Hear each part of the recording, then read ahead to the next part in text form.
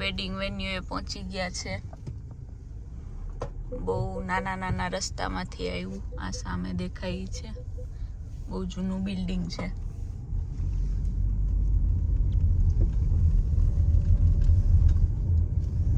આજના વેડિંગ બારે છે.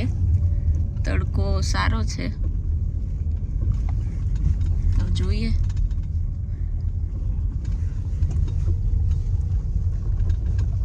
આ જો પેલાનો ઓલો મહેલ હોય ને એવું છે.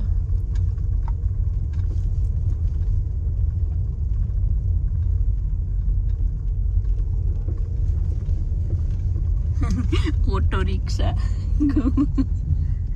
વાહ ટુક ટુક અજય રિક્ષાવાળા ભાઈનું મારે ઇન્ટરવ્યુ લેવું. જય શ્રી કૃષ્ણ બધાને, ગુડ મોર્નિંગ.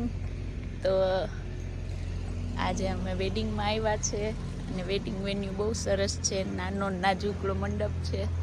મારા પતિદેવને ટેન્શન થાય છે કે આમાં બધા કેમ સમાશે, પણ સમાઈ જશે.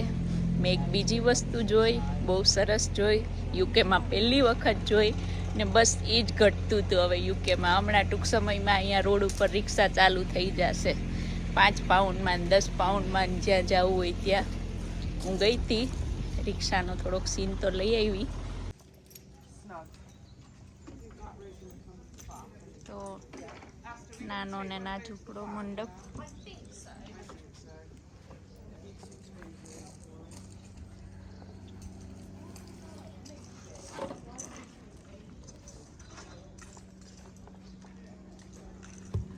પતિદેવ તૈયારીઓ કરે છે અહીંયા ને મારું તો એક જ કામ હોય. બેનોય બધી તૈયારીઓ કરે છે. હા, હું ગમે ત્યાં લગ્નમાં જાઉં, મારા આવા જ કામ ભાઈ, મારે આવા જ કામ કરવાના. કાં ડ્રાઇવિંગ કરવાનું ને હવે ત્યાં જોયું તો ફ્લાવર નથી, તો અહીંયા મેં બગીચા જેવું જોયું, તો હવે હું ફ્લાવરની વ્યવસ્થા કરવા આવી. આમાંથી ફ્લાવર તોડાતા તો હશે ને, ક્વેશ્ચન ઈ છે. જો કેવા સરસ ફ્લાવર છે, બતાવું તમને. બહુ સરસ નાનું ખેતર છે. આ જો અહીંયા કોબી ને બધું આવેલું છે. જો સામે માંડવો છે. ઓહો, અહીંયા ટમેટા તો જો આખું અંદર નાનું એવું બધું. મરચાં જો ટીંગાય. તો આમાંથી હવે 3-4 ફ્લાવર તોડી લઈએ, એમાં કંઈ વાંધો નહીં. નાનું ખેતર છે ને બધું શાકભાજી વાવેલું છે. જો અહીંયા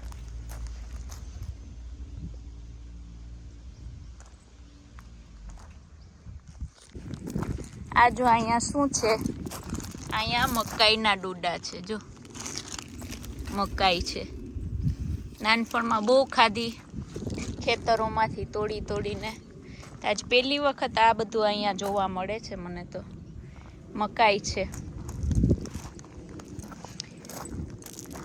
હા, હવે ઉનાળો છે એટલે બધું જોવા મળે ને. આ જો કોજેટ છે આમાં, ઇંગ્લિશ દૂધી. અહીંયા મકાઈના ડોડા છે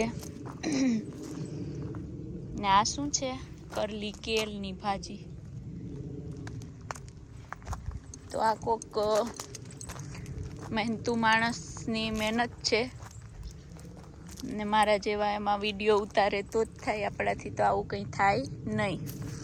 અને બીજું જો શું છે બતાવું તમને. આવલી ટેટી તો છે અહીંયા. જો તો ખરા એપલ પડ્યા. આ કોઈ ખાતું નથી. કેટલા એપલ છે જો, આખું એપલ ને પેરથી ભરાયેલું છે. આ પેરનું ઝાડ છે અને જો કેટલા પેર તો છે જ અહીંયા.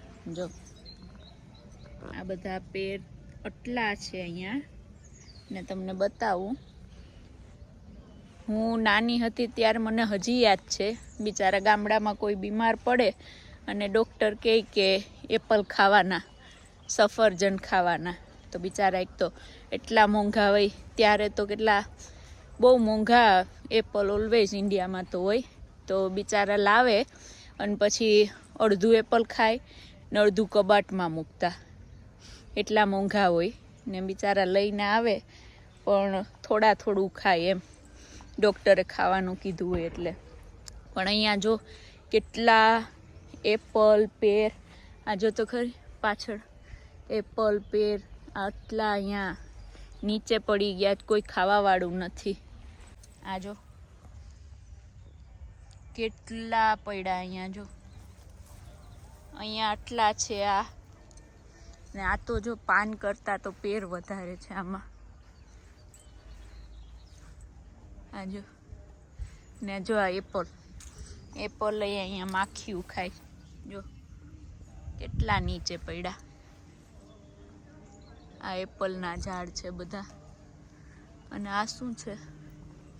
આ એપલ છે, આ ખબર ને આ શું છે.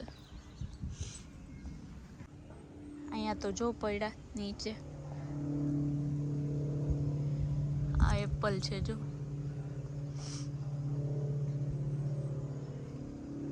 કેટલા છે, લુંખા છે. શું કરીએ કા, આ દેશમાં ખાઈ નહીં કેટલું ખાય માણસો, કેમ કે આટલા એપલના અહીંયા તો સંભાર બનાવે, અથાણું બનાવે, પછી મુરબો બનાવે એપલનું. બધાને ગાર્ડનમાં થતા હોય એપલ, હમણાં સમર છે એટલે. પણ પછી ખાઈ નહીં કેટલું ખાય. આપણને એમ થાય કે આ ઇન્ડિયા મોકલાવાતા હોત તો મોકલાવી દેતા બધું, પણ જો તો ખરી કહેવત છે ને, લંકાએ સોનું શું કામનું, એવું છે. હું અત્યારે મજબૂર છું, લગ્નમાં આવી નહીતર બેગ ભરી લેત સફરજનની. જો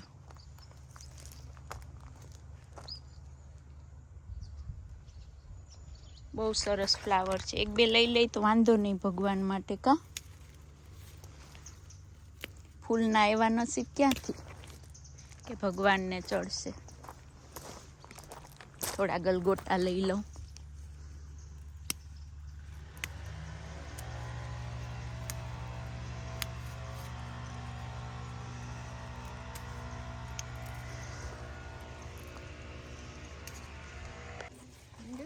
આજે મેં પહેલી વખત યુકેમાં ઓટો રિક્ષા જોઈ.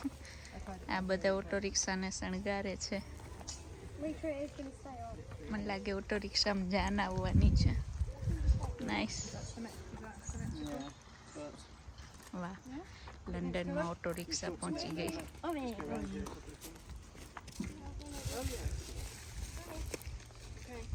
આ એક બાકી હતું, ત્યાં પહોંચી ગયું.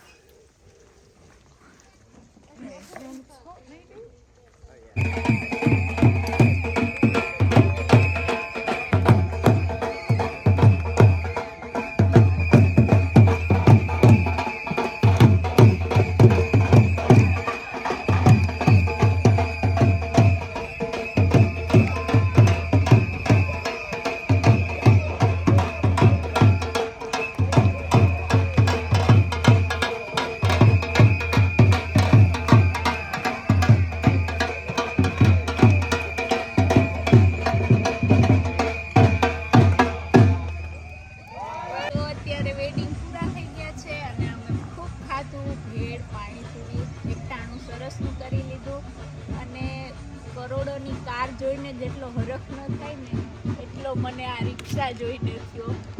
મેં પહેલી વખત 11 વર્ષથી યુકેમાં છું, પહેલી વખત રિક્ષા જોઈ. અહીંયા રિક્ષા જોવી એક મોટું ઓલું છે.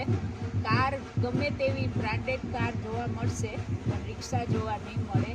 તો આજે મને બહુ હેપી થઈ રિક્ષા જોઈને. અમારા વરરાજાની એન્ટ્રી રિક્ષામાં થઈ હતી. તો ચાલો હવે ટૂંક સમયમાં મને લાગે લંડનની ધરતી ઉપર રિક્ષાઓ દોડતી હશે. ચાલો, થેન્ક યુ, જય શ્રી કૃષ્ણ.